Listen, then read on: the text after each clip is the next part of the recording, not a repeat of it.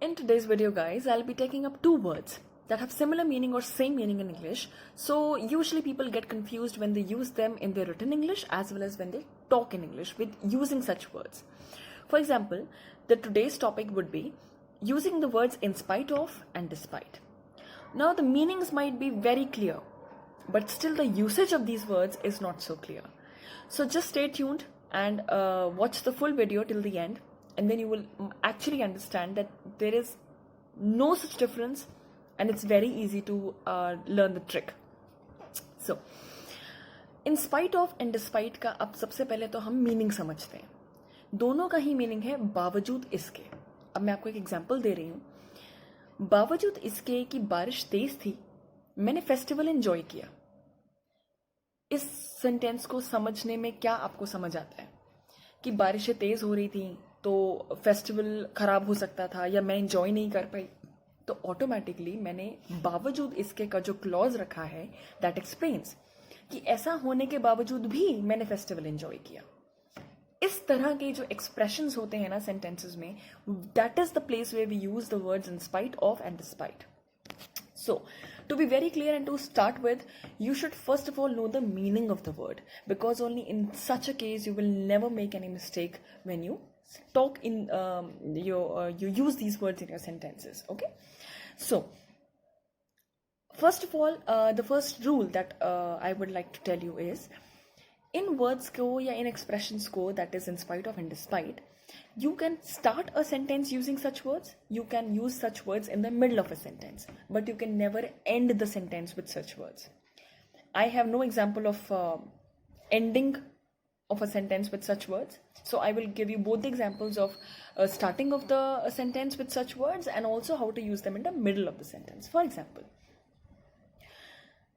despite the pain in his leg, he won the marathon. He won the marathon despite the pain in his leg. Now, it has been used from the starting also and it has been used in the middle also. Both of them are grammatically correct and makes some sense.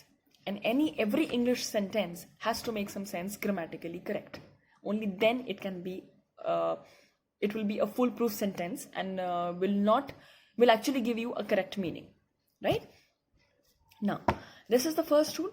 The second rule is, you have to use the word of with in spite, and despite does not come with any such rule. Despite will be only called despite, but in spite will be always followed by the word of. So we always say in spite of and we always say despite. I just used the example, despite the pain in his leg, he won the marathon. And you can use in spite of also in the same sentence. In spite of the pain in his leg, he won the marathon. दोनों ही cases में दोनों ही words का मतलब बावजूद इसके है.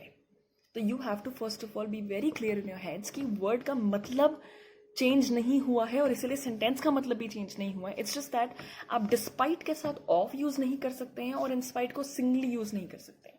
सो this has to be very carefully taken care of. Okay, now the second point is, after using such words like in spite of और despite, जो कि इस तरीके के एक्सप्रेशन से शुरू होते हैं, the word and the sentence has to be followed by a noun, a pronoun, or any ing verb. Ing means giving, cooking, eating, having, sleeping, anything. Any word, any verb which ends with ing. Ing means and caters to the continuous tense that we have. It might be present or past. Okay? And I presume that because I'm not talking about tenses here, I presume that you know the basics of the tenses in English, right? Then, this is the second rule that I told you, and you have to please keep this in mind, because when you talk in English, you will be needing such rules to frame your sentences correctly, right? Then, we can always use the expression of the fact that.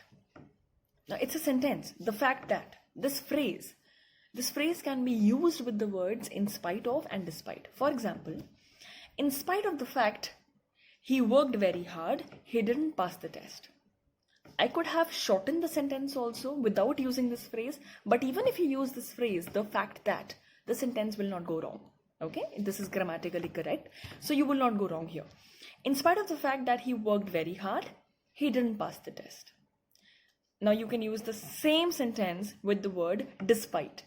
Despite the fact he worked very hard, he didn't pass the test. Now see, I have been giving you examples of the same sentences. I am just replacing the words vice versa.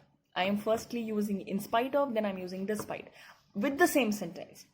Just to let you know that the sentence meanings will not change because we are using the words correctly and in the correct manner and in the correct texture to create a grammatically correct structure of the sentence. So please remember this, right? Then, now this is not a rule, this is just I'll say an added information that I need to give.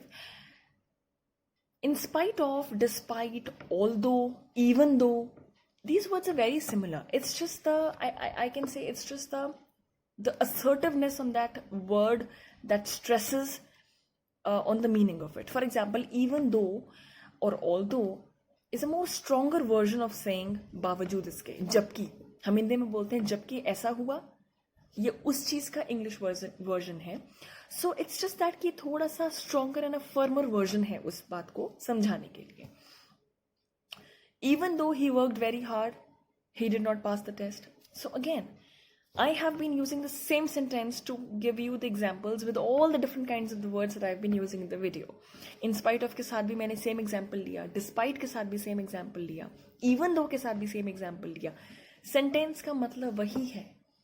It is just that आप किस level पे उस बात को कर रहे हैं जो कि explain करता है कि meaning कहाँ correct बैठ रहा है. सिर्फ इसलिए words अलग अलग दिए. As such, अगर मैं grammatically बोलूँ, then we do not have any difference in these words. Any difference. There is no such difference. British Council, I have been researching the British Council also for them, for this video. But I found out that even they have not specified any such difference, that can be told to the viewers. I mean, nothing. It's very simple. You just need to know the meaning of it. बहुत सारे लोगों को आज तक despite और in spite of के meaning में ही confusion था. I was one of them when I was in school.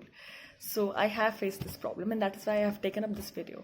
Because I know that whenever people talk and they are talking fluently, usually when they come up onto these words, they fumble. Or they might take a pause. And that breaks and destroys the flow of the sentence. Okay? So nothing to worry about. You just need to have these small tricks that you have to keep in mind, and then you will good to go with your fluency also. Secondly, these words like despite and in spite of, even though, although, they are specified in a sentence to bring out the contrast of the sentence. Obviously, I said the contrast because half of the sentence is dealing with बावजूद इसके का reason, and the next half of the sentence deals with the consequence की हुआ क्या उसके बाद. Sentence तब complete होता है तो ऑटोमेटिकली कॉन्ट्रास्ट आ गया.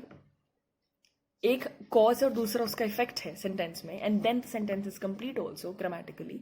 तो इसलिए हम मानते हैं कि ये कॉन्ट्रास्टिंग वर्ड्स होते हैं. ओके, देन ये in spite of, in despite, both of them are proportional expressions somewhat. I will not say ये कोई ग्रामेटिकली करेक्ट और इनकरेक्ट होने की बात नहीं है. आप इंग्लिश में बात जब कर रहे हैं तो obviously you are emitting some sort of an expression when you talk. That expression half of the time gives the answer to your statement, right? And the other person who is listening to you will automatically get the tone of it and get the meaning of it through your tone. So somewhere or the other, these words help in that and help replacing your expressions, right? So I will not just pull along this video for no reason, because we had just 2 or 3 rules and regulations to keep in mind, and if you follow these guidelines, you're already good to go. And to end my video, guys, again I am back with a new word, and the new word is sneak. S-N-E-A-K. Sneak. Sneak means to keep or to go or to do anything secretly. When you do not want others to know, that means you are sneaking. It might be any information or it might be any movement. For example, usually we use this word with movement. I sneaked him in when nobody was there.